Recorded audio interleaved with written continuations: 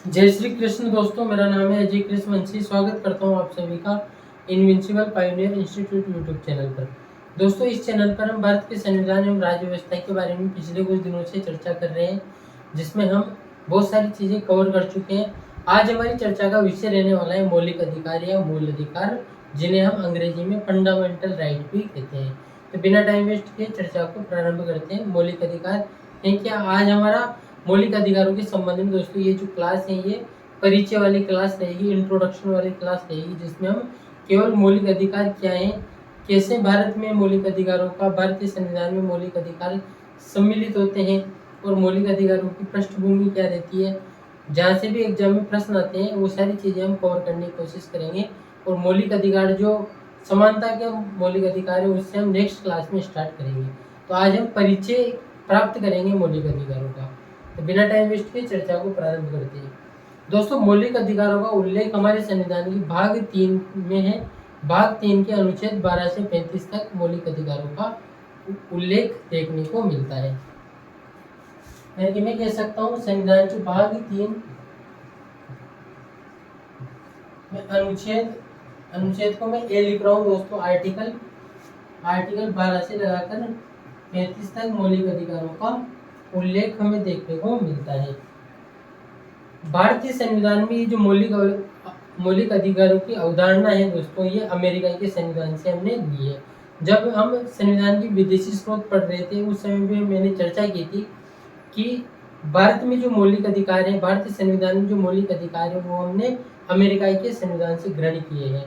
तो हम कह सकते हैं कि मूल अधिकारों की जो धारणा है, मूल अधिकारों को दोस्तों अब मैं FR लिखूंगा।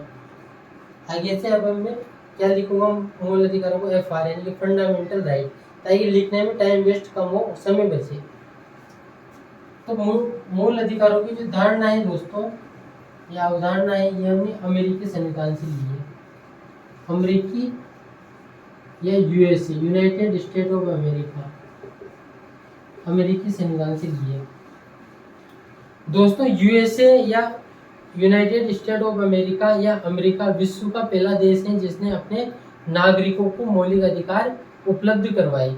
1791 ईस्वी में सर्वप्रथम अमेरिका ने विश्व में अपने नागरिकों के लिए मौलिक अधिकार उपलब्ध करवाए थे। तो हम लिख सकते हैं अमेरिका ही वह पहला देश है, अमेरिका ही पहला देश है दोस्तों जिसने अपने नागरिकों को मौलिक अधिकार उपलब्ध करवाए थे। वो भी कब? 1791 ईस्वी में। मौलिक अधिकारों की जो अवधारणा है ये काफी प्राचीन है। ऐसा माना जाता है मौलिक अधिकारों की शुरुआत ब्रिटेन से होती है। कहाँ से होती है? ब्रिटेन से होती है। ब्रिटेन का शासक या ब्रिटेन का सम्राट द्वारा अपने नागरिकों को जो अधिकार पत्र दिया जाता है उसे मौलिक अधिकारों का मैग्ना कार्टा कहा जाता है। उसे मौलिक अधिकारों का मैग्ना कार्टा कहा जाता है। 1215 में ब्रिटेन में यहाँ के शासक द्वारा अपने नागरिकों को अधिकार पत्र दिया जाता है और इस अधिकार पत्र को ही मौलिक अधिकारों का मैग्ना कार्टा कहा जाता है। इसी वजह से दोस्तों हमारे संविधान के भाग 3 को भारतीय संविधान का मैग्ना कार्टा, भारतीय संविधान का मैग्ना कार्टा या भारत का मैग्ना कार्टा कहा जाता है। भारतीय संविधान का मैग्ना कार्टा या भारत का मैग्ना कार्टा कहा जाता है, या भारत का मैग्ना कार्टा।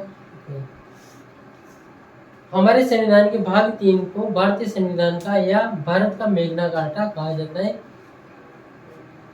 मौलिक अधिकारों की अगर हम बात करें तो इसकी शुरुआत ऐसा माना जाता है कि ब्रिटेन से होती है। ब्रिटेन के शासक, ब्रिटेन के सम्राट द्वारा अपने नागरिकों को जो अधिकार पत्र उपलब्ध करवाया गया था उसे ही मौलिक अधिकारों का मैग्ना कार्टा कहा जाता है। इसके बाद में दोस्तों हम बात करना चाहेंगे संयुक्त राष्ट्र संघ की, यूएनओ, संयुक्त राष्ट्र संघ की। संयुक्त राष्ट्र संघ ने एक कमेटी का निर्माण किया। संयुक्त राष्ट्र संघ ने दोस्तों एलोवेर रूजवेल्ट एलोवेर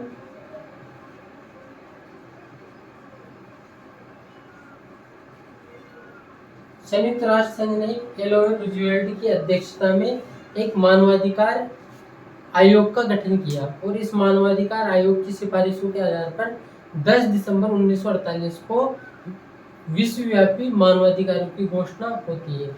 इस वजह से हम प्रतिवर्ष 10 दिसंबर को क्या मनाते हैं? 10 दिसंबर को अंतर्राष्ट्रीय मानवाधिकार दिवस मनाते हैं। अंतर्राष्ट्रीय मानवाधिकार दिवस मनाते हैं। एक बार फिर से रिपीट करता हूँ, जो मैंने भुलाया होगा उसे मैं फिर से रिपीट करता हूँ। संयुक्त राष्ट्र संघ ने श्रीमती एलोवेर रूजवेल्ट की अध्यक्षता में मानवाधिकार आयोग का गठन किया। इस मानवाधिकार आयोग की सिफारिशों के आधार पर 10 दिसंबर 1948 को विश्वव्यापी मानवाधिकारों की घोषणा होती है। इस वजह से 10 दिसंबर को हम अंतर्राष्ट्रीय मानवाधिकार दिवस मनाते हैं। अब आप सोच रहे होंगे कि हम मौलिक अधिकारों की चर्चा करते हुए मानवाधिकारों पर कैसे आ गए। तो इनमें फर्क है, लेकिन इनमें कुछ समानताएं भी है। दोस्तों, मानवाधिकार और मौलिक अधिकार दो अलग अलग चीजें हैं, लेकिन इनमें कुछ समानताएं भी है। जो मानवाधिकार हैं उनकी तुलना में मौलिक अधिकार एक संकीर्ण अवधारणा है, एक नैरो संकीर्ण अवधारणा है मानी जाती है, क्योंकि मानवाधिकार विश्व के किसी भी नागरिक को या किसी भी व्यक्ति को उपलब्ध होते हैं, जबकि मौलिक अधिकार किसी भी देश की सीमा से बंधे हुए रहते हैं। क्या बोला मैंने? मानवाधिकार किसी भी व्यक्ति को कोई से भी देश का हो उस पर लागू होंगे मानवाधिकार, लेकिन मौलिक अधिकार देश विशेष की सीमा से बंधे हुए रहते हैं। इसके बावजूद इनमें कुछ समानताएं कुछ असमानताएं भी देखने को हमें मिलती है। अब हम आगे चर्चा करते हैं। भारत के संदर्भ में दोस्तों बाल गंगाधर तिलक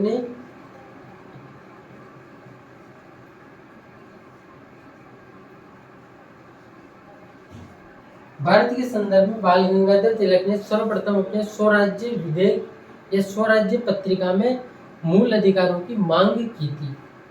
भारत के संदर्भ में अगर हम बात करें तो बाल गंगाधर तिलक ने अपने स्वराज्य विधेयक में 1895 ईस्वी में सर्वप्रथम मानवाधिकारों की मांग की थी। इसके अलावा दोस्तों कांग्रेस का अधिवेशन हुआ था कराची अधिवेशन, यानी कि कांग्रेस का कराची में अधिवेशन हुआ था, जिसकी अध्यक्षता सरदार वल्लभ भाई पटेल कर रहे थे।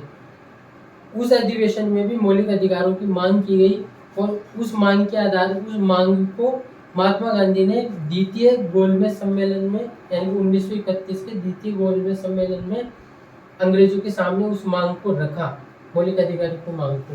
लेकिन 1935 के भारत शासन अधिनियम में मौलिक अधिकारों को कहीं जिक्र हमें देखने को नहीं मिलता है। उसके बाद में एनी बेसेंट की चर्चा हम करना चाहेंगे। 1925 में एनी बेसेंट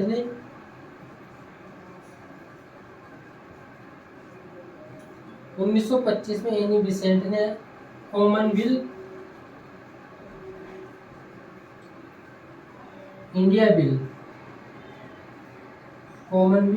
बिल में मूल अधिकारों की मांग की थी। उसके बाद में अगर हम चर्चा करें तो 1925 में एनी बेसेंट ने कॉमनवेल्थ इंडिया बिल के माध्यम से मूल अधिकारों की मांग की थी। और हम चर्चा को आगे बढ़ाएं तो हम कह सकते हैं कि 1945 ईस्वी में तेग बहादुर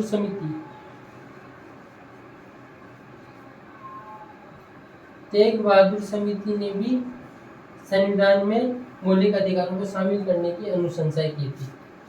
1945 में गठित तेग बहादुर समिति ने मौलिक अधिकारों को संविधान में शामिल करने की मांग की थी। ये जानकारी भी हमें ध्यान में होनी चाहिए।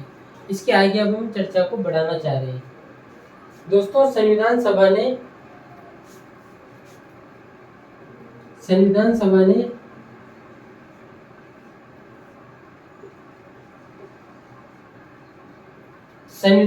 ने सरदार वल्लभ भाई पटेल के नेतृत्व में या सरदार वल्लभ भाई पटेल की अध्यक्षता में मूल अधिकारों तथा अल्पसंख्यक अधिकारों के लेकर एक समिति तथा जेबी कृपलानी की अध्यक्षता में एक उप समिति का गठन भी किया गया था। तो हम कह सकते हैं संविधान सभा के द्वारा सरदार पटेल की अध्यक्षता में एक समिति तथा जेबी कृपलानी की अध्यक्षता में एक उप समिति का गठन किया गया था। संविधान सभा द्वारा मूल अधिकार तथा अल्पसंख्यक अधिकारों के लिए सरदार वल्लभ भाई पटेल की अध्यक्षता में एक समिति तथा जेबी कृपलानी की अध्यक्षता में उप समिति का गठन भी किया गया था। ये जानकारी भी आप जरूर ध्यान में रखना। अब हमें आगे चर्चा करनी है तो इसको साफ करना पड़ेगा। आप इसका स्क्रीनशॉट लेना चाहो तो ले लो।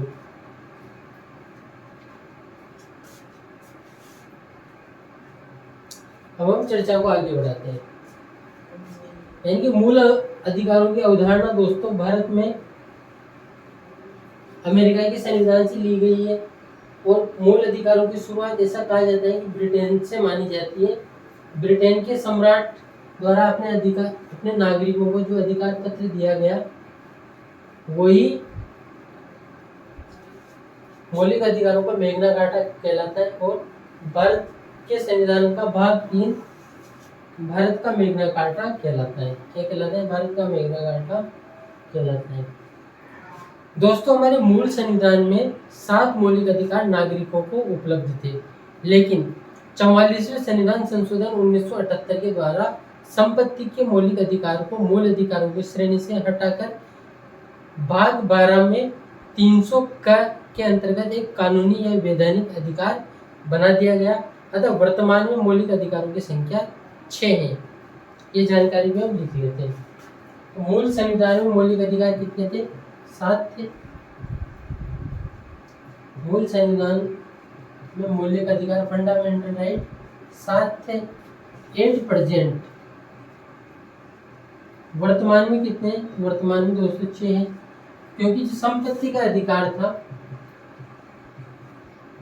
संपत्ति का जो अधिकार था ये मौलिक अधिकारों की श्रेणी से हटाकर मौलिक अधिकारों की श्रेणी से संपत्ति के अधिकार को मौलिक अधिकारों की फंडामेंटल राइट की श्रेणी से हटाकर एक भाग 12 में शामिल कर लिया गया और भाग 12 के अनुच्छेद 300 का में इसको शामिल किया गया और एक कानूनी या वैधानिक अधिकार बना दिया गया। कानूनी या वैधानिक अधिकार बना दिया गया। तो ये जानकारी भी आपको ध्यान में रखनी है। संपत्ति का जो अधिकार है वो मूल अधिकारों की श्रेणी में शामिल नहीं है। वर्तमान में 6 मौलिक अधिकार हैं जिन्हें हम 1 by 1 नेक्स्ट क्लासेज में अध्ययन का विषय बनाएंगे। दोस्तों मौलिक अधिकार किसी भी व्यक्ति की व्यक्तिगत स्वतंत्रताओं को सुनिश्चित करने वाले मापदंड होते हैं। ये जानकारी भी हमें होनी चाहिए। यानी कि व्यक्ति की व्यक्तिगत स्वतंत्रताओं को सुनिश्चित करने के लिए ही मौलिक अधिकारों को संविधान में शामिल किया गया है। क्या बोला मैंने? व्यक्ति की व्यक्तिगत स्वतंत्रताओं को हासिल करने के लिए ही संविधान में मौलिक अधिकारों को शामिल किया गया है। इसके आगे की चर्चा करते हैं। मौलिक अधिकार दोस्तों एक नकारात्मक या निषेधात्मक अवधारणा है। यहाँ से एग्जाम में प्रश्न पूछे गए हैं। मौलिक अधिकार या मूल अधिकार नकारात्मक या निषेधात्मक अवधारणा है। ये राज्य के विरुद्ध नागरिकों को प्राप्त होते हैं। राज्य के विरुद्ध प्राप्त होते हैं। मौलिक अधिकार नकारात्मक या फिर निषेधात्मक अवधारणा है। ये राज्य के विरुद्ध व्यक्ति को प्राप्त होते हैं या नागरिकों को प्राप्त होते हैं। ये जानकारी भी आप जरूर ध्यान में रखना।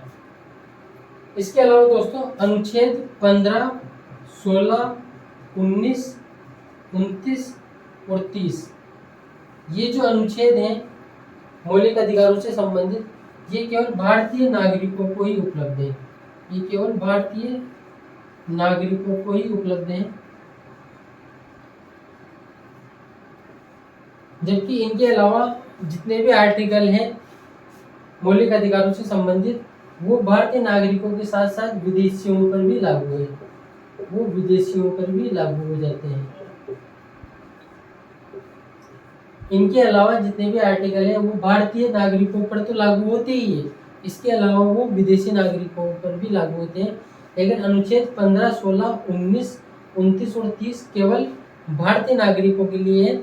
इसका मतलब ये नहीं है कि इनके अलावा जितने भी अनुच्छेद हैं मौलिक अधिकारों से संबंधित वो भारतीय नागरिकों के लिए नहीं है। वो भारतीय नागरिकों के लिए तो है ही सही, इसके अलावा वो विदेशी नागरिकों पर भी या विदेशी लोगों पर भी लागू होते हैं। तो ये जानकारी भी हमें होनी चाहिए। दोस्तों, मौलिक अधिकारों की शुरुआत होती है अनुच्छेद 12 से, और अनुच्छेद 12 में राज्य शब्द को परिभाषित किया गया है। राज्य शब्द को परिभाषित किया गया है।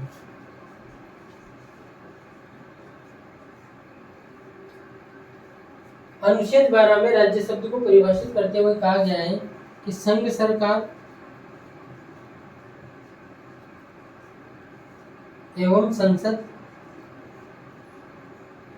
संघ सरकार एवं संसद, राज्य सरकार एवं विधानमंडल, राज्य सरकार एवं विधानमंडल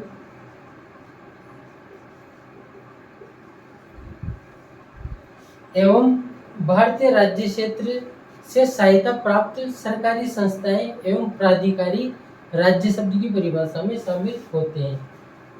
संघ सरकार एवं संसद, राज्य सरकार एवं विधानमंडल तथा भारतीय राज्य क्षेत्र से सरकारी सहायता प्राप्त संस्थाएं एवं प्राधिकारी राज्य शब्द की परिभाषा में शामिल होते हैं।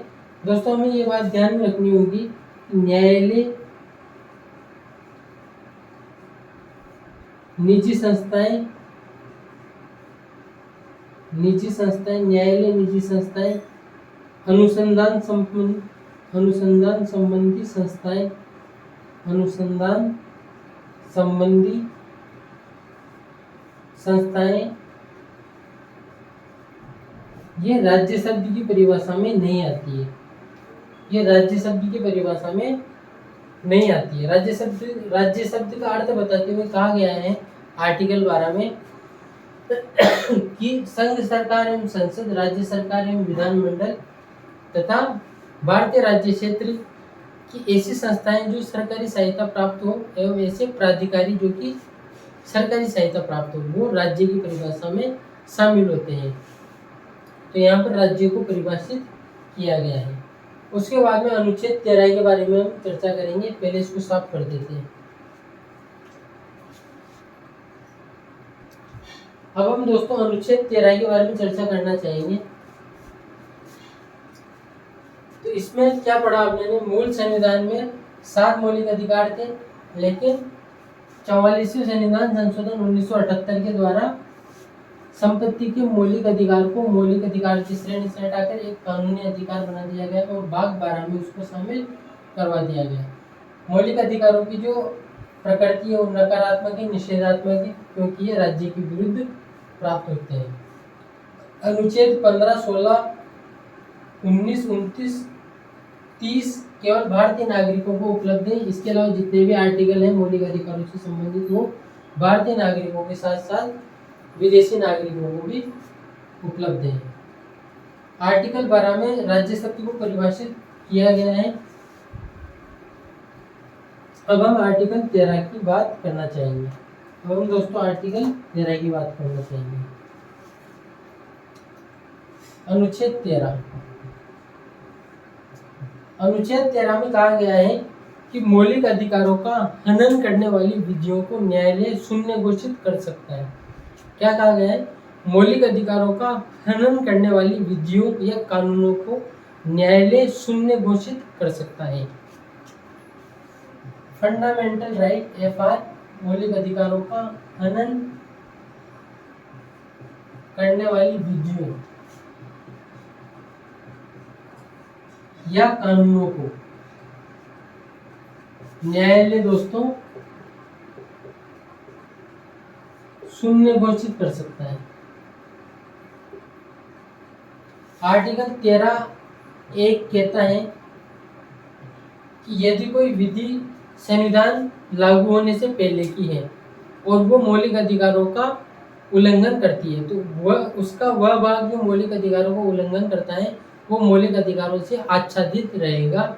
शेष भाग आच्छादित नहीं रहेगा। जितना भाग उसका मौलिक अधिकारों का हनन कर रहा है उतना भाग मौलिक अधिकारों से आच्छादित रहेगा। इसे आच्छादन का सिद्धांत भी कहते हैं। आच्छादन का सिद्धांत यानी कि ऐसा समझो आप कि ये कोई विधि है, जैसे ये विधि संविधान के लागू होने से पहले की है और ये मौलिक अधिकारों का हनन कर रही है। तो मान लो ये यहाँ से यहाँ तक मौलिक अधिकारों का हनन कर रही है, तो यहाँ से यहाँ तक ये मौलिक अधिकारों से कवर रहेगी, यानी कि इसके ऊपर मौलिक अधिकार हावी रहेंगे और शेष भाग को समाप्त नहीं किया जा सकता है और इसको भी समाप्त नहीं किया जा सकता। लेकिन मौलिक अधिकारों की जब बात आएगी तो ये विधि मौलिक अधिकारों से आच्छादित रहेगी। आर्टिकल 13(2) कहता है दोस्तों पृथक्करण का सिद्धांत। संविधान के लागू होने के बाद की कोई ऐसी विधि है जो कि मौलिक अधिकारों का उल्लंघन करती है, तो उसके उस भाग को पृथक करके उसके उतने भाग को, जितना वो मौलिक अधिकारों का उल्लंघन कर रही है उतने भाग को पृथक करके समाप्त कर दिया जाएगा। ये आर्टिकल 13(2) कहता है। आर्टिकल 13(3) कहता है दोस्तों, इसमें विधि शब्द को परिभाषित किया गया है। आर्टिकल 13(3) में विधि शब्द को परिभाषित किया गया है। विधि शब्द परिभाषित किया गया है, यानी कि विधि का अर्थ क्या है, तो विधि का अर्थ बताते हुए अनुच्छेद 13(3) कहता है विधि का अर्थ आदेश, अध्यादेश, अधिसूचना,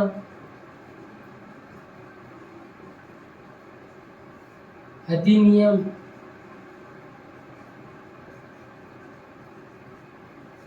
कोई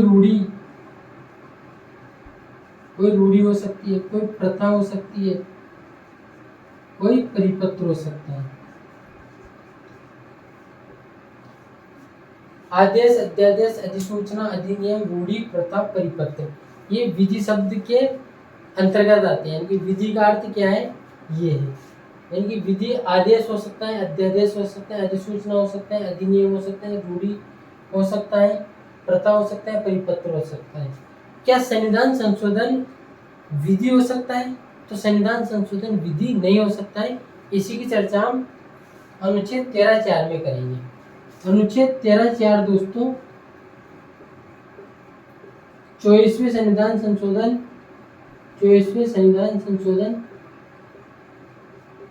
1971 के द्वारा जोड़ा गया और इसमें साफ साफ कहा गया कि संविधान संशोधन विधि शब्द की परिभाषा में नहीं आता है।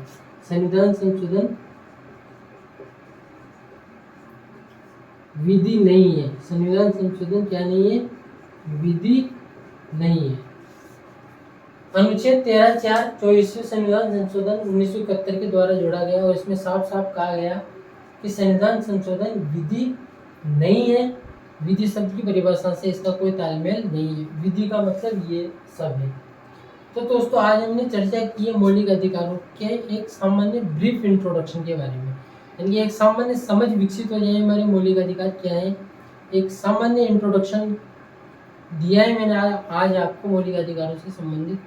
कल जब हम आमने सामने होंगे, आमने सामने मतलब मुखातिब होंगे, तो मैं आपसे समानता के अधिकार से संबंधित चर्चा करूंगा। इसके अलावा समय रहेगा तो स्वतंत्रता का अधिकार, स्वतंत्रता का मौलिक अधिकार भी हम चर्चा का विषय बनाएंगे। अगर आपने ये उम्मीद करता हूँ पर्टिकुलर क्लास, पर्टिकुलर सेशन आप सबको आपके कॉम्पिटिटिव एग्जाम में निश्चित तौर पर फायदा हो जाएगा। अगर आपने लेक्चर को शुरू से अंत तक देखा है तो थैंक यू वेरी मच, धन्यवाद। जय श्री कृष्ण, मिलते हैं नेक्स्ट लेक्चर में।